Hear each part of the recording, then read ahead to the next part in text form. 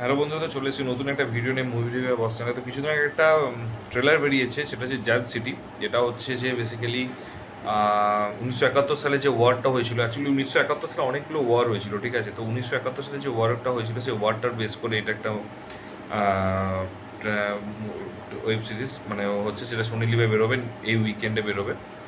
তো ওটার বেসিক স্টোরিটা হচ্ছে যে বাংলাদেশ যে স্বাধীনতার লড়াইটা লড়েছিল এবং ইন্ডিয়া কীভাবে হেল্প করেছিল, এবং সে বাংলাদেশ কীভাবে আলাদা হয়েছিল, পার্টিশন হয়েছিল, তো সেই সমস্ত ডিটেলসটা রয়েছে। এবং তার মাঝখানে কী কী পলিটিক্স খেলেছিল, কে পলিটিক্স খেলেছিল, এতে কার সুবিধা হয়েছিল, কে বা কাদের সুবিধা হয়েছিল, এবং কেনই বা হয়েছিল, এবং কী হিসাবে কী বেসিসে পার্টিশন হয়েছিল। তো সেই সমস্ত কিছু যদি ডিটেলসে জানতে হয়, তাহলে সেটা হচ্ছে যে এই ওয়েব সিরিজটা যেটা আসছে এই উইকেন্ডে, সেটা হচ্ছে দেখা যেতে পারে, ঠিক আছে।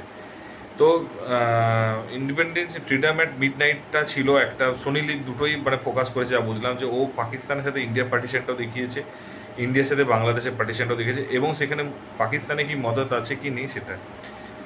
তো partition freedom at mid night এটা কিন্তু খুব সুন্দর একটা স্টোরি ছিল, খুব সুন্দর একটা ওয়েব সিরিজ আছে, যেটা হচ্ছে খুব ডিটেলিং করে ওটা রয়েছে। তো ডেফিনেটলি একটা এক্সপেকটেশন থাকছে, এখানে সৌমিক সেন ডিরেকশন করেছে, তো খুব এক্সপেকটেশন রয়েছে যে এখানেও সেই ডিটেলিংটা দেখতে পাবো এবং সেই লেভেলে সেই কোয়ালিটিটা দেখতে পাবো। হ্যাঁ, ডেফিনেটলি 1971টা এত পরিমাণ পপুলার হয়েছে, এত পরিমাণ মুভি বেরিয়েছে, এবং ওই বছর এত লড়াই হয়েছে, এত যুদ্ধ হয়েছে, কিন্তু তারপরেও হচ্ছে 1971 সালে যদি ঠিকঠাক করে কিন্তু এখনো পর্যন্ত তুমি দেখতে যাও, কেউই কিন্তু ঠিকঠাক করে প্রেজেন্ট করতে পারেনি, ঠিক আছে। বর্ডার 2 বেটার কিছু প্রেজেন্ট করেছে, বর্ডারটা সেমই রেখেছে।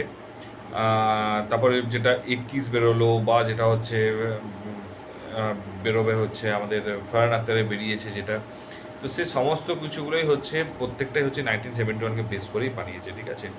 এবং ব্যাটেল অফ গালওয়ান এটাও মোস্ট প্রবলি হচ্ছে 1971-এর ওয়ারটাকে দেখিয়েছে।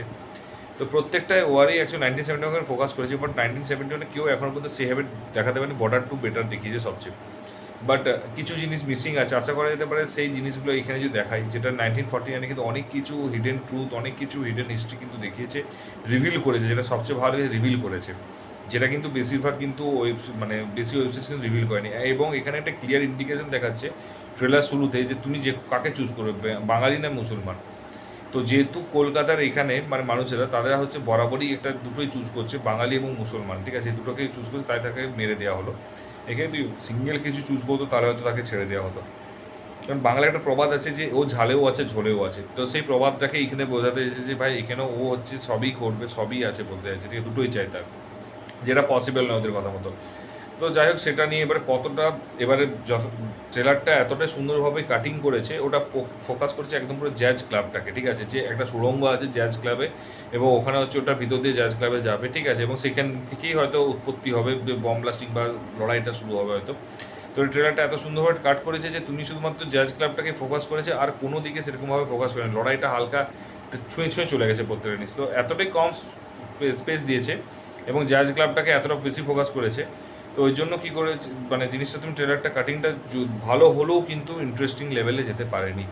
এটা কিন্তু সবচেয়ে বড় নেগেটিভ পয়েন্ট, ইন্টারেস্টিং লেভেলে যেতে পারেনি। তার কারণ মানুষ বুঝতে পারছে না যে কোনটাকে ফোকাস করছে। তুমি যদি এটা ওয়ার্ডটাকে ফোকাস করো, তার ডেফিনেটলি একটু ওয়ারের সিনটা বেশি, কিন্তু ওয়ার্ডটাই তুমি ছুঁয়ে ছুঁয়ে চলে গেছো। আর জ্যাজ ক্লাবটাকে তুমি একটা 2 মিনিটের ট্রেলারে 1 মিনিট 30 সেকেন্ড জ্যাজ ক্লাবকে ফোকাস করে দিয়েছো, এবং তার সাথে ভয়েস ওভার যেটা কন্টিনিউয়াসলি দিয়ে আছে, সে ভয়েস ওভারটা দিয়েছে, এবং ডায়লগটা খুব কম দিয়েছে, এবং ডায়লগ নেই বেসিক্যালি, ঠিক আছে, তো সংলাপই রয়েছে। তো ওই একটা জিনিস আমার মনে হচ্ছে ড্রব্যাক রয়েছে, কারণ আরেকটু ট্রেলারটা বেটারভাবে ডিজাইন করতে পারতো। এটাও ভালো হয়েছে, বাট আরও বেটারভাবে ডিজাইন করতে পারতো। তার কারণ যেটাতে ইন্টারেস্ট লাগতো সবার মধ্যে, সেই জিনিসটা যদি করতো তাহলে বেটার ভালো হতো। আর যদি আর নাহলে তুমি একটা কথা কি, যে যদি জ্যাজ ক্লাবটা, কারণ যেহেতু জ্যাজ সিটির নাম দিয়েছো, তার মানে কিন্তু অন্তত একটুকু, এবং যেহেতু তুমি বাংলাদেশি স্বাধীনতার লড়াইটা দেখিয়েছো, তো সেটাও একটু দেখাতে পারতে। শুধুমাত্র স্টার্টিংটা দেখিয়ে তারপর জ্যাজ ক্লাবে ঢুকে গেলে, এবং জ্যাজ ক্লাব থেকে বেরোতে পারলে না। তো এটা আমার ড্রব্যাক লেগেছে। বাকি মিউজিক ভালো লেগেছে, সিনেমাটোগ্রাফি ভালো লেগেছে, কিছু কিছু ক্যামেরা অ্যাঙ্গেল যখন নিয়ে যাচ্ছে, ক্যামেরা অ্যাঙ্গেলগুলো ভালো লেগেছে। তারপরে হচ্ছে ভিজুয়ালসটা ভালো লেগেছে। তো যেগুলো সবই ভালো লেগেছে, এবং খরচা করেছে, মানে এটা নয় যে প্রোডাকশন ভ্যালু কম, যথেষ্ট খরচা করেছে। সবই ভালো, লুক অ্যান্ড ফিল খুব সুন্দর লেগেছে। আর প্রত্যেকটা যে অ্যাক্টারের যে জিনিসটা রয়েছে, অ্যাক্টাররা প্রচণ্ড একটা দেখা যাচ্ছে সফিস্টিকেটেড, ঠিক আছে, বাট অ্যাকচুয়ালি এতটা সফিস্টিকেটেড ছিল না, তখন কিছুটা ন্যাচারাল লাগতে পারতো, বাট এটা পুরোটাই দেখি যে সফিস্টিকেটেড, সেটা আমার মনে হচ্ছে ড্রব্যাক লেগেছে। আর যেটা জ্যাজ ক্লাব, যে দুটোই একমাত্র ড্রব্যাক লেগেছে, বাকি সবই আমার মোরলেস সবই ভালো লেগেছে।